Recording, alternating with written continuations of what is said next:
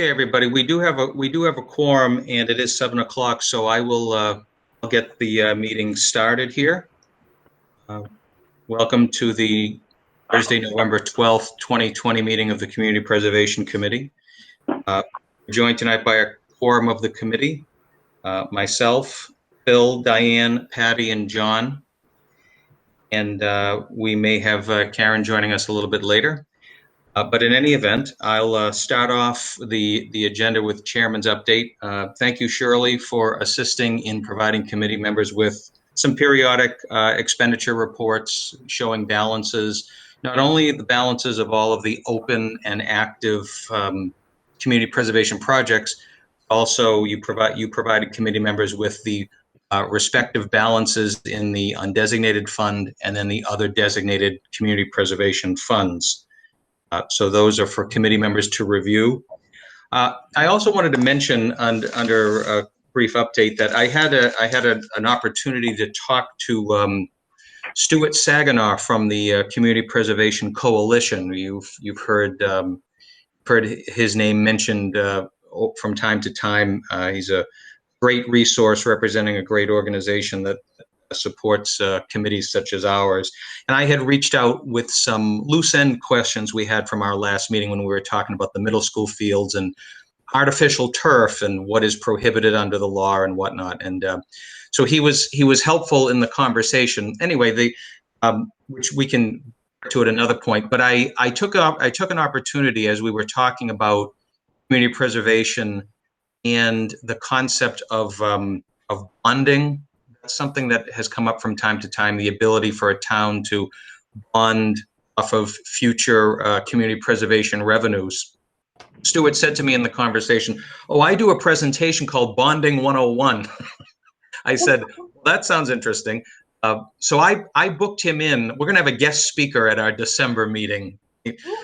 Maybe that will be just what it takes to beat out Netflix. I don't know, but so Stuart's going to join us at our December meeting, and presumably your availability for December 9th, where he can talk a little bit more about bonding. It's a concept that we have only occasionally talked about. I thought it would be a good resource to hear from him, and also he would be available as a resource to if we wanted to ask him any questions about the parameters of the statute relative to artificial turf and what is allowed and what isn't. So it'll be for the December meeting. Next item on the agenda is the approval of the minutes from July 22nd and September 29th. Could I have a motion without objection for both sets of minutes? So move. Phil? Patty, second. Motion by Phil and second by Patty. Any discussion on those minutes? Hearing none. I'll call the roll. Phil? Yes. Patty? Yes. Diane? Yes. John? Yes. I'm also yes. Unanimous for those present. Thank you. Under old business, first item is review of Hanson Middle School fields. There's nothing additional this evening to report on that, but I would hope we can extend that conversation with Stuart joining us for our December meeting.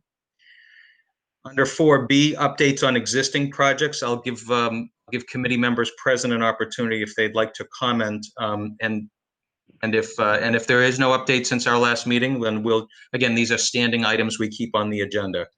And anything with the North End cabins since last time?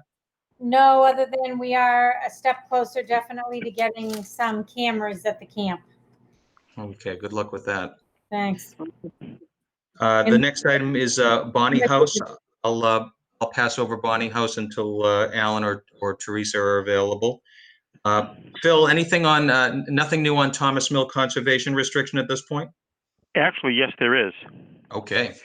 I had a chance to speak with Scott McFadden at the Wildlands Trust and also receive from him a copy of an email string he had, or a thread he had with DCS about what they're really looking for. And a past reviewer at the state agency, excuse me, And the current reviewer at the state agency had slightly different, but similar, but not identical sets of comments on it. It boils down to this. As a town, we're going to need to provide in part of the whole documentation package either a more detailed verbal narrative of metes and bounds of the property or have an engineering drawing made of the property, which actually might not be a bad idea. I'm kind of leaning towards that. And I'm thinking that perhaps the funds we have remaining in that project budget could appropriately be directed in that way. It wouldn't probably use all of what we have, but that would be all that we need to do. Excuse me, the restriction holder, maybe the Wildlands Trust, simply wants the agency, Department of Conservation Services, to be happy, and it seems that is what they need. And if the committee thinks that's the way we should go, I can commence arrangements in that direction. Thanks for that update, Phil. If I could just hit the pause button here, and John, maybe not to go in the Wayback Machine here, but I'm cheating looking at the document here. It says that this particular item was it looks like it was approved back in 2010. Was the original article, and Phil, obviously you can comment on this as well, was the original article just exclusively for the purchase? Because I'm thinking that if we were to look back at the original article language, we could try to find some guidance there. Or maybe this is something out of administrative costs that if that would help move this along. I don't know if either of you have a thought on that. No, I think there was money left in there with the express purpose of taking care of the CR, because at the time I believe we knew what that cost was. So, Excellent. or had an estimate for it anyway. So I think we should be good to go to use those funds for that. You know, I'd certainly take a look in the Wayback Machine just to be sure. But as I recollect, that money was there for that purpose. Right. I would agree with John, because I think we went into it knowing full well not only did we have to purchase the property, but having a CR was part of the necessary process. So checking, yes, but I would be optimistic that we'd find out it would be okay. Yeah, and for all the years that we've talked about this, and it has been kind of in a holding pattern, I would agree. We've assumed that there's $9,546 available. My sense, Phil, is that this was a conservation item, so it would seem as though if the procurement process were to be undertaken with Town Hall, that would be a logical next step with those funds. So. Right. John's watch was the one where we acquired this nice little piece of property. But what's good about this is not only was it acquired with specific language that would be under conservation, but also if we're looking at the amount of money, we would be under, and probably much further under than the 9,000 indicates, under the threshold of $10,000, which makes procuring anything more complex. So let's recheck some language, and if we need to have someone else look at it with us, great. But again, I would be very optimistic. That's great. I'm sorry, John? I think once that thing goes into the bidding process, or several people weigh in on it, I'm sure that price would become reasonable below the 9. And I think even going back to 2008, I think when I forget what year it was, but I think the intent was to have enough in there for whatever would arise from this, because we knew we'd probably need a set of plans and an engineered drawing and all that stuff. We kind of contemplated that at the time. Right. And lastly, and John, you probably remember this too, the Wildlands Trust has to do annual audits or site inspections, and they have a fund that covers that cost, because people don't work for nothing. They work very reasonably, but not zero. And it may be that part of this remaining balance would go towards our fair contribution to endow that fund, and we can have that conversation too. I have not had an actual adult conversation with the trust, but we can do that. Well, we even, I think my memory serves me correct, that we even talked about the idea that, administrative funds could be used, if Wildlands Trust were to come back and say, we need money for this or money for that, we could use our administrative funds for that as well. So we had already had a lot of this discussion before, but it's, hey, it's worth talking about again. I think it's a great idea to put this one to rest. Right. Agreed. Okay. So what would be the suggested next step? Phil, do you want to have a conversation with the town administrator about this? Yes. What I can do is put before him, and certainly make it available to the committee too, a written copy of and an executive summary of what the Division of Conservation Services is asking us to do, and then the recommendation, as we've said, to seek, competitively, I would presume, proposals to produce the necessary engineering drawing that is very, very clear about what's on the site and its characteristics and the building and all. And because what we had before, it just wasn't detailed enough. And then if the town administrator as procurement officer agrees, and we've seen agreement on, again, the principle, we'll do it. And we always say this, but it shouldn't take that long. Let's hope that it takes less long than it has so far. This is huge. This is great, and thank you for that update. I will. I'll keep it with you, Phil. The next item is Boteri Field Town Forest. I have a positive update. The sign, which documents the CPC support of the Boteri Field part, that sign is now in the hands of the Highway Department and Parks and Fields. I don't know if Eric has checked in at all, probably not, but he and I have been in touch by email. There were some circumstances beyond anyone's expectation that slowed us down the last couple months of retrieving things that were in storage at Town Hall. But the sign was retrieved. I personally delivered it to Jameson at the Highway Department this morning, and I gave him in writing an update on to Eric on where it should go, or at least my suggestion. I'm not going to dictate, but also to Jameson. So that ball has been passed, and the receivers are hopefully going to be busy very soon to install it. Thank you. Woohoo. And that should totally complete the joint Town Forest Boteri Field CPC project, and we can close it out for good. So can I just say before we close that one out, I just want to reiterate my annoyance at the idea that vehicles continue to be parked there. I drive by all the time. It really frustrates me. So, and that's all I'll say about it. But actually, John, it's okay that you said that. I was going to bring it up myself. At our last meeting, we talked about this briefly, and Yes. Following that meeting, I did communicate with John Stanbrook and asked if he would please look into that it's impeding the entrance to the town forest, and he did at least indicate that he would put that on his radar, and he would look into it based on conversations that we briefly had last time. So it's definitely noted, and I have passed that along. Thank you, Tom. Thank you. Yep, you're welcome. Phil, the PCH Park engineering plan project, any updates on that? Not in great detail. I can tell you that at the October town meeting, correct me if I'm wrong, there was an article that specifically designated some funds for the engineering. The committee has not been able to meet for a while. I believe there's an intention for the chairman to have a meeting this coming next Wednesday, at which maybe some specific implementation can be made towards the engineering plan.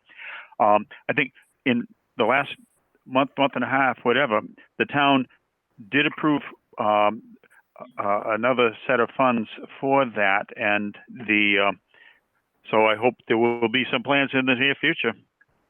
That's great. And just to let other committee members know, the first phase of that was CPC funded. There's a current available balance of a little over 17,000, and then at the October town meeting, there was, I think it was a free cash appropriation for what Phil was talking about. So right, we'll stay tuned on that. Next one, Phil, is the Sleeper Preserve project. I've been tracking that on an almost weekly basis.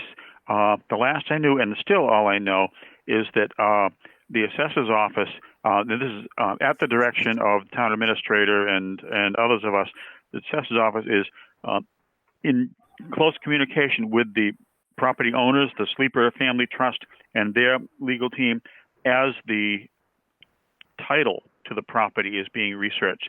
There's 4 acres that are very clear. The other 9 acres that would make up the 13 is less clear. There were some questions about the history of the probate process. I'm sure there was more than one party in past generations involved. So Liga Marsh in the assessor's office is pressing, shall we say, the owner, whose responsibility it is to be sure of their title anyway, to follow through on that. And that's where we are. I tried to speak to Lee today. She was not in. Maybe as soon as tomorrow I'll get another update. Thank you. And it's only a matter of weeks old here, but we do now have the PCH Trail Grant Match project that was recently approved. Ooh. Yes, Yeah. I would like to offer that. Per our discussions earlier, I owe the committee and will provide the updated Part B with the figures that will match what was passed at town meeting, or that 30,000 and change, so that the paperwork is all consistent with itself. But I look forward to that project actually commencing, and depending on what kind of weather we have this winter, to seeing some shovels in the ground. Great. Good. Well, you've all been tuned into the Phil Clemens podcast, and so why stop the fun now? We'll move on to new business, and I'm going to turn it back to Phil. You'll notice on the agenda we've got a Part A application regarding a Winter Street property involving Little Cedar Swamp. Phil, can you begin to explain the scope of this project? And Sure. You're looking for the committee to provide some initial support on Part A only. And you can give a little context to that, please? Right. The Part A, as we know and as designed, was simply to assure that the committee agreed it was an eligible project for the sorts of things that CPA money can be applied to, and also sort of a philosophical discussion about eligible, yes, but is it also worthy of at least consideration for Part B, which we've not yet prepared and submitted. Hopefully everyone did receive by email that Part A, which is 2 pages plus a 3rd page, which has a couple of photos and some bullet points of information on it. As we recall, it's about 8.8 acres, almost 9 acres. It is under Chapter 61, which is for things like forestry, nature study, that sort of thing. And for quite a while, I want to say 15, maybe 20 years or even more, it's been under Chapter 61. And per those laws, if an owner proposes to sell it, a purchase and sales agreement documents their desire to sell and their plan to sell, because there's a buying party as well. That must be made known to the town to give the town an opportunity to match it and not have it slip through our hands, if you will, as open space and be lost. So a purchase and sales agreement for $65,000 has come into existence. It's been reviewed by the assessors and by the town administrator. It appears to be a perfectly legitimate P&S. I don't remember the exact date, but I want to say it's something like a month or so ago. We have 90 days to act towards exercising our right to buy it. Just for the committee's knowledge, too, and this was discussed at a recent selectmen's meeting, the owners had floated the idea of selling it for several years, and they had been asking quite a bit more. They were asking somewhere north of $150,000. No buyers. The price came down. No buyers. Price came down, and finally, at $65,000. According to this P&S agreement, they do have a legitimate buyer in place. No one in conservation or the Board of Health thinks or the building department thinks it's a good idea to build on it, but we cannot reach out and proactively prevent people from buying it and thinking their own thoughts. We have, in public forums, stated that we think it's not developable, but it is probably, when you look at how many acres it is, on a per acre price, it's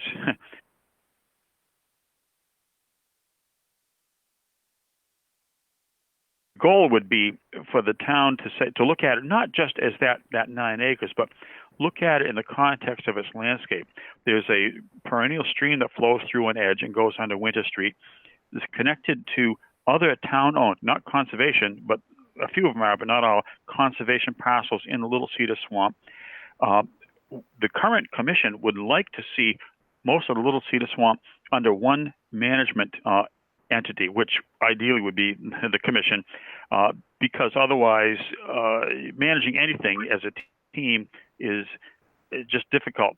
But we feel it has a lot of resource value. The paragraph under section E, 2E, gives that information, small print, but basically very excellent capacity for storing floodwater so that you don't flood out Winter Street or anything below. It receives runoff from a lot of paved areas, which actually go as far up as Shaw's parking lot and the middle school and Stonebridge Commons. Excellent wildlife habitat. It's the outflow from it goes into Indian Head Brook, which is a cold water fishery. It supports brook trout, and a forested wetland provides cool water for that. And it's also, as I saw in a conversation and actually a documented report to the water department, the plans for the new wellhead in the northeast part of town, this is completely within the Zone 2 Aquifer Protection District for that new wellhead. So it would be helpful in that sense as well. So we feel there's reason to consider it. It's certainly on the table for discussion. A final thing I will say is, you'll notice when it comes to the fund, we say $65,000 parentheses max. There are a couple of other things we're looking at. There's absolutely no guarantee, but we're looking at possibly some funding from the Environmental Damages or Compensation Fund related to the Hanover Fireworks project. We won't know until at least January whether we would have a chance at some of that money. I think we'd have an excellent chance. And if we could get all 65 from that, great. And then I would say, let's go for it, and let's tell CPA we don't have to have this money after all. We hadn't spent it all, so we could give it back if we haven't spent it yet. But we don't know that. I think to be sure we keep the options available, like we know we have this option, it would make sense to think positively about this right now. Okay, so I'm sorry. Thank you. I would like to make a motion to consider this form, this application, and then we can begin discussing. I have a bunch of questions, so, so I've made my motion. So I would leave that to you for a second. I'll second it. Okay, so John, your motion is to begin discussion on this application, yes? Well, no, to approve the Very part. good. Okay. Thank you. Just to clarify that. So this will be a motion to accept the Part A, and John is doing that to begin discussion. Ann is seconded. Okay, and now let's open up for discussion. I'll give it back to you, John. All right, so I have a lot of questions about 61, 61A and B. I started to do a looking at it before this meeting, and I have not done a deep dive on it. So I have a lot of questions because I saw charts that it said things about like the values of those lands have already been determined in order for the tax structure to be created. So there's already a value there under 61A. So I'm wondering the difference between what they're asking for it and that value they've been paying taxes on. So there's a lot of questions I think that would be best answered by maybe a land use person with experience in those areas, because it just seems to be it's a simple law, but there's some complexities with the tax structures of it. So that's really where I'm going with my questions. I can say this about that. I probably don't have every single piece of paper in front of me that would be good to answer it, but we have looked at assessed value of the property on which taxes have been paid. What they've been paying, of course, is only 25% of what it would be on the open market, because Chapter 61 reduces your taxes by 75%. And if they sold it for some purpose other than forestry, nature study, etc., they would owe rollback taxes. The assessors have calculated the town would be owed something like $4,000 in rollback taxes if this went back on the market at regular full value. But the assessors were looking at it and did the math, and the actual full value, if you multiply it times 4, because the assessed value, the tax value times 4 to get back up to full value, is actually pretty close to the 65,000. Okay. So yeah, well, more exact numbers can be provided, but that's approximate. Yeah, well, that's what one of the things, I was hoping to see in the B part of the application was, a better understanding, maybe some kind of a graphic chart of, this is what they were assessed at, this is what they're paid, because I know under the 61A and B, it doesn't follow the same formula as the state when it comes to assessment of properties, because of the nature of the land is different than normal use. So, given that, I just was hoping that I could have some better clarification on the rules and whether we're, viewing those just, partly out of curiosity and partly to make sure that, it's the best use of our funds. Yeah, agreed. I think that's a big part of what Part B would be for, and I think the good news is we shouldn't have any trouble inserting that information. So, Diane, does that answer your questions, or do you have different ones? Well, that was one of my questions. And just one more quick question, probably it's just minute, but when are you going to know about the compensatory funds from the Hanover fireworks? We were told by the state it was actually supposed to be all looked at this past year, 2020. Both personnel turnover and the delays from the public health crisis caused them to bump it. They said winter of 2020 to 2021, they will publish an invitation to submit proposals for spending to utilize those funds. Okay. We've seen the map of the geographical area that they're looking at. The Indian Head and Little Cedar Swamp areas are completely within that zone.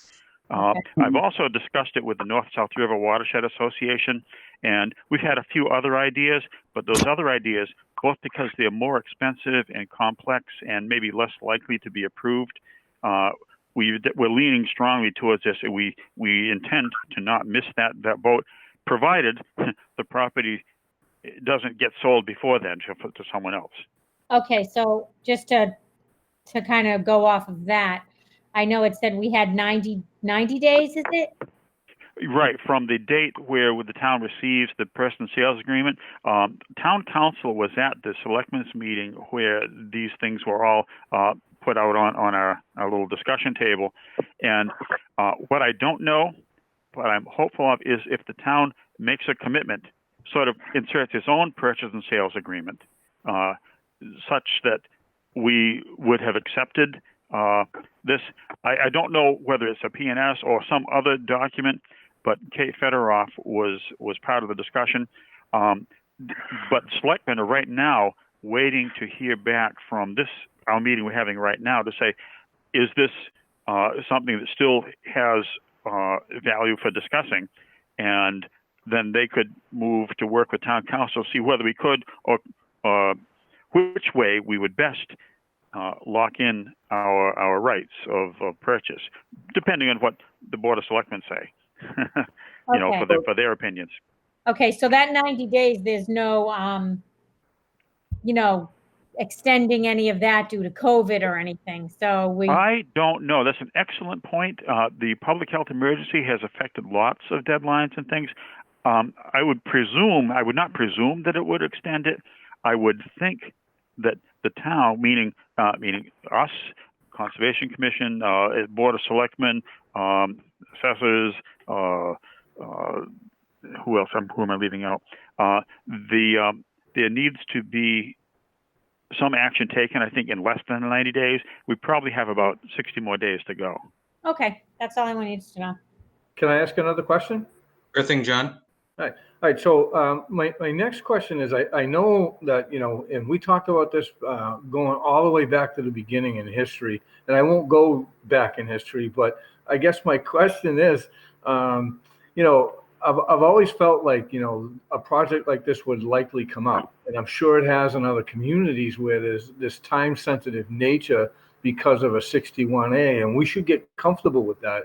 And as a board, as well as how we move forward with this. And I'm inclined to think, just theoretically, that we should vote to fund the full amount. And I know this is a Part B application discussion, but I think it's relevant in the sense that I feel like maybe we should fully fund this with some expectation of the town coming back with other funds and availability, and we could do it as a percentage, realistically we'll front the money for the full amount, but we only really want to pay 75% or 60% or whatever that agreed upon amount is.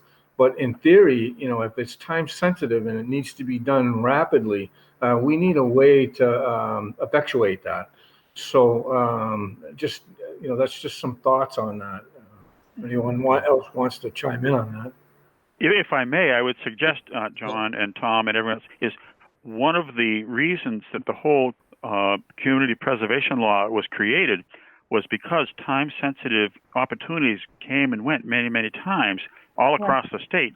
And because of the need to have a town meeting, gather and be appropriate money and stuff like that, opportunities were missed. And when you have modest opportunities like this, with the money already in the bank, you would have a better chance of not missing those things. So I think for opportunities such as this, that's one of the reasons we exist. Right. Right. And so we'd be able to, I guess what I'm really trying to say is that, with approval from the CPC for the full amount, right, we would have the ability to enter into some kind of an agreement with those people in theory, so that they'd feel comfortable that we're here to meet their price and that we actually have the funds.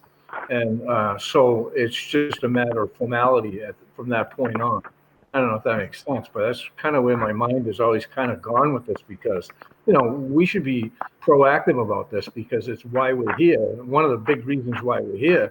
So if we can streamline that and make that a process that can be effectuated rapidly, that would be awesome. Yep. That's why the dates are important. Yep. So. Thank you, John and Diane. Patty, do you have any questions for Phil on this Part A application? No, it's been questioned by the other two. That's fine. I have no questions. Thank you. Phil, I only have one question then. Based on the timing, which both Diane and John have alluded to, what the Board of Selectmen is interested in is, and knowing that we are in support of the Part A application, and if we're on record doing that, that's enough for them to take the next step? As far as I know, yes. That was at the Selectmen's meeting. I was asked if I would bring it to CPC, and I said yes, I would. And I think in concert with what we've been doing for a number of years now, when people bring things to this committee, we really would like to see them hashed out, ideally to the point of at least a Part A application. And so that's what we've done here.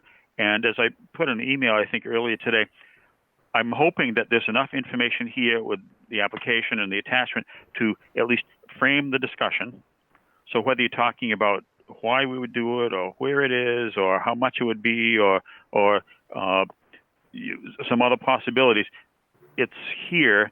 But this is the mechanism by which we say, yes, we support something, and at least to the first step. So I don't know, Tom or anyone else, what else they could want. And if there's something else, hopefully they'll tell us. Yeah, thank you, Phil. That's my presumption. I think you made that clear. And I guess my last question is, if we're meeting again in early December, would it be your thought that that the Part B of this application would be a logical agenda item for our December meeting? Myself, I would say yes. Okay. Driven somewhat by the time, but also I don't know any reason to not proceed. I think we need to look at the calendar and also make sure we have clear guidance from town council about what the date is for 90 days, when we have to have something ready. Both this committee, I think, and conservation and the selectmen need to all, have the same correct information on that. But I would aim for December for this committee. Sure. And for the members of the committee on the call here, I wouldn't, in the interest of trying to all work together, I also would not have a problem adjusting the date of our December meeting if for some reason other pieces needed to fall into place. But we'll cross that bridge a little later in this month and see where that goes. John's motion was to approve to accept the Part A application. Is there any further discussion on this? Hearing none, then I would suggest we call for a vote. So the motion to accept the Part A application. John? Yes. Phil? Yes. Diane? Yes. Patty? Yes. And I'm also yes. 5-0. Thanks for pulling all the work together. Thanks for the great questions, members of the committee. And we'll definitely have it as a December agenda item, and we'll await further information, perhaps from Town Hall through Phil, and we'll make sure that we get information out to the full 9-member committee for continued discussion at our next meeting. Yeah. Tom, may I add a postscript to this? Certainly. Part of the rationale is we all know that sometimes a landowner or a developer looks at something that they would like to develop in a profitable way, and it might be a different way than how conservation or Board of Health or any sensible person might look at it. What we are hoping is that because there's, in my view, at least a small chance that proposals like that could come forward if the town did not buy it, every hour spent, whether it be the Conservation Commission or Board of Health or a building inspector or a zoning person, every hour spent of town staff or volunteer commission staff spent on considering those questions is an hour wasted. And we could better spend those hours on things that are appropriate proposals, appropriate projects, and besides the positive natural resource benefit, we can reduce wasted time in adversarial discussions if we move on this. Very good. Thank you. The last item on our agenda is a motion to adjourn. So move.